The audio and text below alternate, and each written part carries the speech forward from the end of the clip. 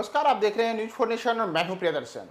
रुपौली विधानसभा उपचुनाव में बिहार के मुख्यमंत्री नीतीश कुमार और नेता प्रतिपक्ष तेजस्वी यादव दोनों की साख दांव पे लगी थी। लेकिन स्थिति है कि जब चुनाव परिणाम घोषित होने में कुछ समय शेष है तो दोनों की प्रतिष्ठा वहां नहीं बची है। जी हां, रुपौली विधानसभा उपचुनाव के जो परिणाम अब जिस ओर संकेत दे रहे हैं उसमें 10वें राउंड की गिनती खत्म होने के बाद चाहे जदयू हो या राजद हो, दोनों को बड़ा झटका लगा है। राष्ट्रीय जनता दल प्रत्याशी बीमा भारती तो पहले ही मुकाबले से आउट हो चुकी हैं और इन सबके बीच अब जदयू प्रत्याशी कलाधर मंडल को भी निर्दलीय प्रत्याशी शंकर सिंह से एक बड़ी हार की ओर उनके भी जो संकेत हैं उसमें साफ दिख रहे हैं कि जदयू प्रत्याशी कलाधर मंडल यहां पे मुकाबले से बाहर हो रहे हैं।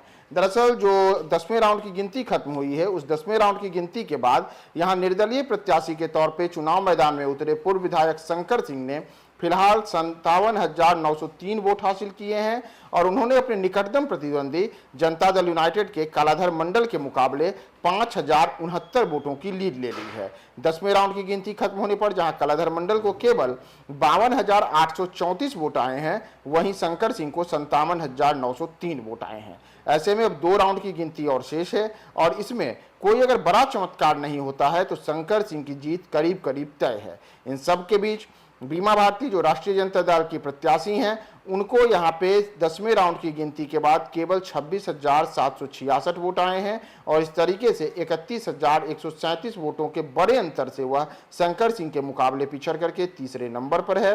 यानी कि रुपौली में जो 10वें राउंड की गिनती खत्म हुई है उसके बाद अब यह करीब करीब तय है कि जहां बीमा भारती के बारे में जैसा हमने बताया कि वह तो इस मुकाबले से पहले ही खद आउट हो चुकी हैं, यानी कि चुनाव हार चुकी हैं। अब कलाधर मंडल भी बीमा भारती के ही रास्ते पर हैं और उनको भी 10वें राउंड की गिनती के बाद एक बड़ा झटका लगा है। यह बड़ा झटका बिहार के मुख्यमंत्री नीतीश कुमार के लिए भी कह सकते हैं कि उन्हें भी लगा है रुपौली में, और साथ ही साथ राष्ट्रीय जनता दल के नेता तेजस्वी यादव को भी लगा है। इसके पहले पूर्णिया, जिस पूर्णिया संसदीय क्षेत्र में रुपौली आता है, यहाँ पे पूर्णिया में नीतीश और तेजस्वी दोनों को निर्दलीय प्रत्याशी पप्पू यादव ने लोकसभा चुनाव में बड़ी करारी हार का सामना कराया था और अब कुछ उसी तर्ज पे यहाँ पे शंकर सिंह ने एक बार फिर से नीतीश और तेजस्वी दोनों को झटका दिया है।